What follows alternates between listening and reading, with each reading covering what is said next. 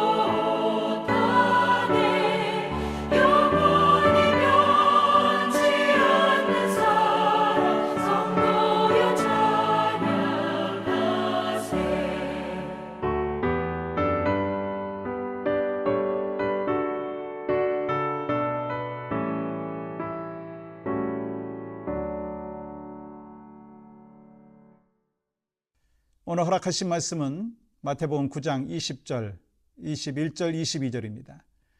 12해 동안이나 혈루증으로 앓는 여자가 예수의 뒤로 와서 그 겉옷가를 만지니 이는 제 마음에 그 겉옷만 만져도 구원을 받겠다 함이라. 예수께서 돌이켜 그를 보시며 이르시되 딸아 안심하라. 내 믿음이 너를 구원하였다 하시니 여자가 그 즉시 구원을 받으니라. 아멘. 오늘 본문에 등장하고 있는 여인은 단순히 병든 사람만이 아니라고 하는 거예요. 그녀는 사회적으로도 종교적으로도 정서적으로도 경계 밖에 있는 사람이었다는 거예요. 무슨 말인가? 12년 동안 혈루증을 앓았다라고 하는 것은요, 단지 질병의 문제만이 아니라는 거예요. 여러분 잘 알고 계시듯이 레위기 15장의 말씀에 보면 혈루증은요, 어떤 의미가 있느냐면 이 부정한 자로 간주하는 거였어요. 그 여인이 닿은 자리, 앉은 것조차 부정하다라고 여겼습니다. 그러니까 그녀가 어떤 삶을 살았는지 여러분 상상이 되잖아요. 그녀는 예배에 참석할 수도 없었고 다른 사람과 접촉도 할 수도 없는 그런 인생이었어요. 사람들에게 외면당하고 심지어 하나님 앞에서도 멀어진 그 느낌을 갖고 그리고 그 아픔 속에서 살아야만 했다라고 하는 거예요. 여러분 12년이면 단순한 그 병세를 넘어 삶 자체가 무너지는 그런 시간 아니겠어요? 우리는 일주일 아프고 한 달 아프면 굉장히 힘들고 어려운 시간이죠. 근데 12년 참으로 어렵고 힘든 그런 시간이었을 거예요. 그녀는요, 그런 인생의 끝자락에서 군중 뒤에 숨어서 말도 못하고 단지 예수님의 겉옷가를 손끝으로 살짝 만져보려고 했다는 거예요. 그게 그녀의 최대한의 용기이자 믿음의 몸짓이었다. 그렇게 우리가 볼 수가 있지 않겠어요? 여러분, 그런 과정에서 예수님의 돌봄은 어땠습니까? 경계 바깥까지 닿는 것을 보게 됩니다. 여러분, 놀라운 일이 벌어지죠. 예수님께서 돌이켜 그를 보시며 예수님은 앞으로 가시던 그 발걸음을 멈추셨어요. 그리고 뒤에 있는 사람을 향하여 몸을 돌리셨어요. 그리고 그녀에게 이렇게 말씀하셨죠. 따라 안심하라. 내 믿음이 너를 구원하였다. 여러분, 여기서 예수님의 시선, 예수님의 음성, 예수님의 언어가 모두 경계 밖에 있는 일을 향하고 있다는 거예요. 사람들은 경계를 쳐서 이 이상 들어오지 못합니다 라고 이야기하지만, 그렇게 바라보지만, 그러한 언어를 사용하지만 주님은 경계 밖에 있는 그 혈우병 걸린 그 여인을 향하고 있었다는 거예요. 그녀는 누구에게도 눈을 마주칠 수 없었던 여인이었습니다. 그런데 예수님은 그녀를 돌아보셨어요. 사람들이 보지 않는 곳, 예수님께서는 보셨다는 거예요. 여러분, 주님의 음성은 이렇습니다. 따라. 여러분, 이 표현은요, 신약 전체에서 예수님이 오직 이 본문에만 쓰인 단어입니다.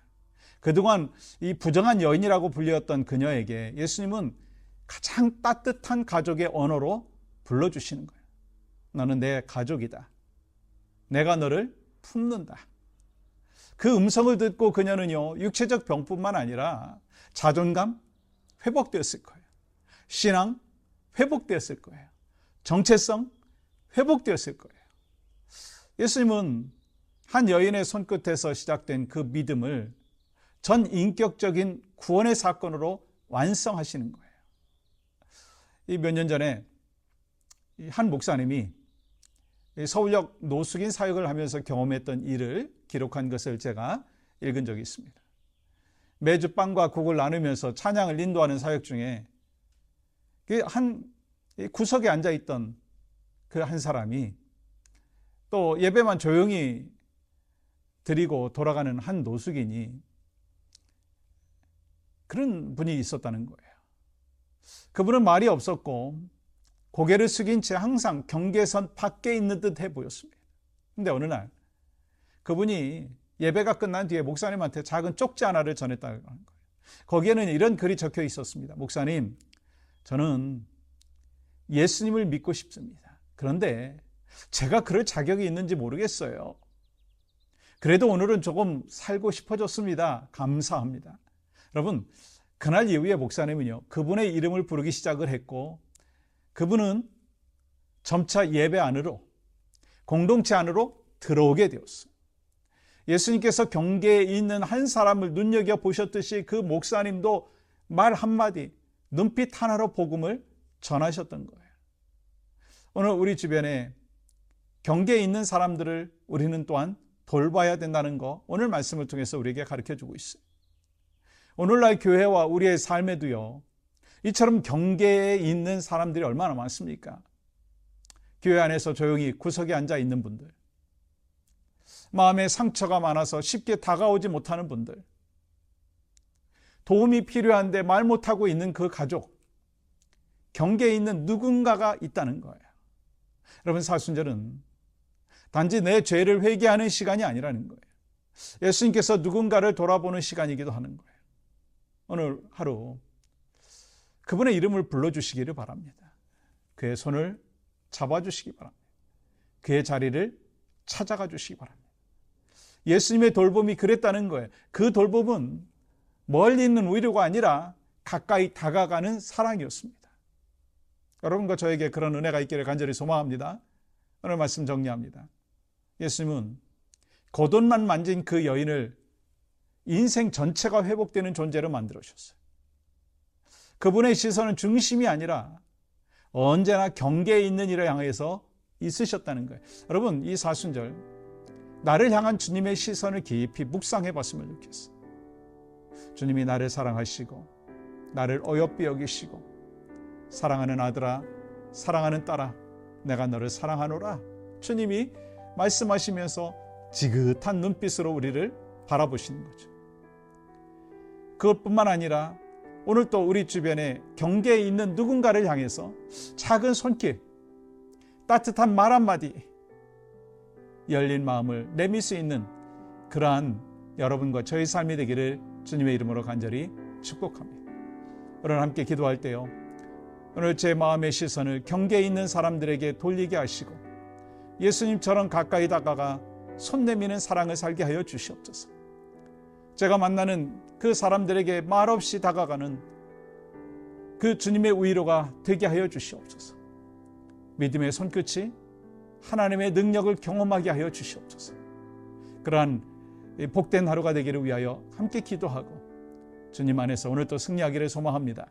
하나님, 오늘 또 살아서 역사하시는 신실하신 하나님을 깊이 만나는 축복의 하루, 아니 경계선에 있는 그 연약한 자들에게 사랑의 시선, 사랑의 말, 사랑의 눈빛, 그리고 함께 다가가 그들을 품어줄 수 있는 믿음의 여정이 오늘 하루가 될 수 있도록 인도하여 주시옵소서. 예수님의 이름으로 기도합니다. 아멘.